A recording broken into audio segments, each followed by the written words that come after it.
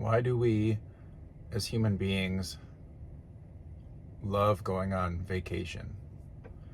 And why is vacation such a huge part of our lives? Why is it something that, even if we don't necessarily have one planned, we kind of always look forward to or hope that we get to do in the future?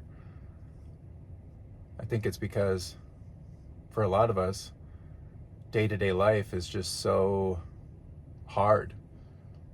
This kind of drudgery of getting up and going to work and having family things that you have to take care of and financial things that you have to take care of and bills, and you have shopping that you need to do constantly, and you have chores at home that you need to do all the time. And I think a lot of us feel overwhelmed and feel like it's just never ending, right? The responsibilities of life, the weights and pressures that are put on us, it just feels kind of overwhelming. And so the idea of taking a vacation feels like, or seems like, some kind of respite or some kind of break from that pressure, that constant pressure that we feel. So what actually happens when you go on vacation? Let's say you're going to Hawaii. Kind of a stereotypical one, but it's a stereotypical one for a reason. It's beautiful. The nature and scenery are wonderful. It's warm. There's the ocean, right? There's a lot of things that people love about Hawaii. There's a lot of reasons why people want to travel to Hawaii. It just seems like a peaceful place to go for a little bit and unwind from all of your stresses and all of your problems.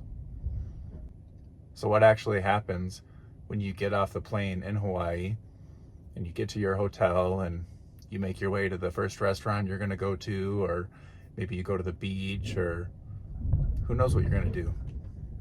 But what actually happens? Why is it such a pleasurable experience? Is it because you're in a place with wonderful scenery? Well, that's of course part of it, right? Who doesn't love looking at beautiful things? Is it because of the weather? Is it because of the food?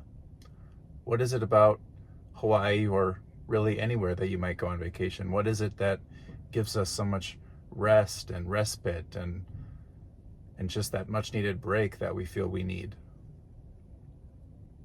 Well, the truth is, all of us in our day-to-day lives, as we're going about our business, even from the very second we wake up in the morning, we begin our daily process of pushing and pulling, of being attached to certain things and being averse to certain things, or being resistant to certain things. Maybe we wake up in the morning and we know we have some kind of meeting at work that day, or maybe we know that we have to drive over to the office of some government building to drop something off, or who knows what it might be. But we wake up in the morning and immediately that schedule pops into our head and we feel resistant to it. In all honesty, we feel resistance to things almost constantly. We wake up in the morning, we're tired, we just want to go back to sleep. We're attached to that feeling of going back to sleep. We're resistant to the fact that we even have to wake up. This process starts almost immediately from the moment you even wake up. We get in the car and it's cold and we have to warm up the car, right? And we're resisting the cold because it's unpleasant and we're wishing it was warmer. And we drive to work and we're resistant to the fact that we even have to work because we don't enjoy our jobs, and we have to go do things that we don't want to do, and we'd much rather just stay home. We're attached to being at home. We're resistant to the fact that we have to go to work. We're resistant to the fact that we have bills to pay and we have responsibilities to take care of. This constant pushing and pulling is never ending. And even with vacations, there's a whole phenomenon of people, maybe a week or maybe a month after they go on vacation, they'll post pictures of it and they'll say, "Take me back, I need to go back," right? And it's obviously kind of a joking way, or it's, it's kind of lighthearted. It's not always that serious, but there is an aspect to it of being attached to that feeling you had when you were on vacation. And really, vacation is not a break or a respite from our day-to-day lives. It's actually a break and a respite from ourselves. It's a break from that constant pushing and pulling we're doing, because we're finally in an environment where we feel like we don't have to do that, where we don't have to push and pull, and we can just be totally present with the experience we're actually having. And that's really easy to do on vacation, because you're having a pleasurable experience. Now, of course, unfun things can happen on vacation. I'm not saying that all vacations are just hunky-dory, perfect, no problems, but all in all, on vacation, you feel a sense of, I can finally just be present. I can finally be totally with my surroundings and my environment and my situation, and I can stop pushing and pulling, and I can have a break from that endless mental chatter that's constantly going on. But what if I told you that there was some way to actually experience that feeling of being on vacation, to actually be on vacation mentally and spiritually all the time? How can you do that? You can do that by coming back into yourself, by residing in that awareness that is always present and always there within you.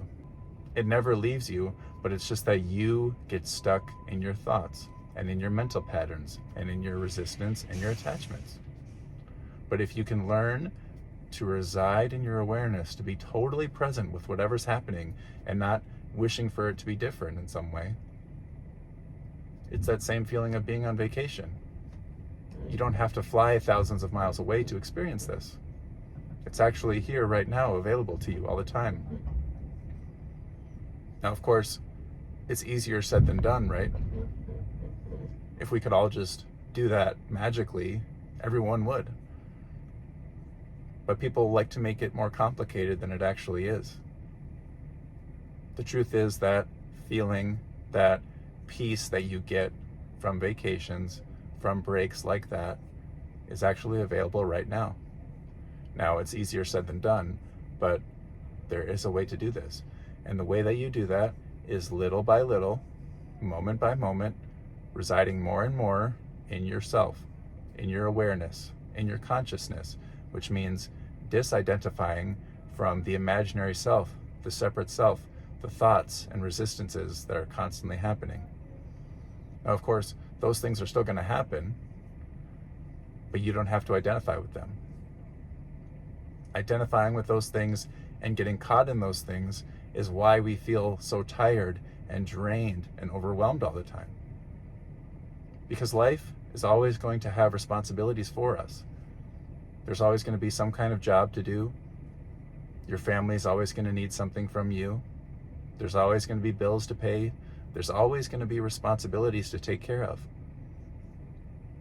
But you don't have to get lost in the thoughts and feelings and sensations of, I need to do this, I don't want to do that, I don't like this, I do like that. Those are all just thoughts and emotions arising in consciousness, but you don't have to identify with them. And I'm not saying that you're going to instantly just totally feel like you're on a Hawaiian beach all the time. But little by little, you work with yourself. You work with your consciousness.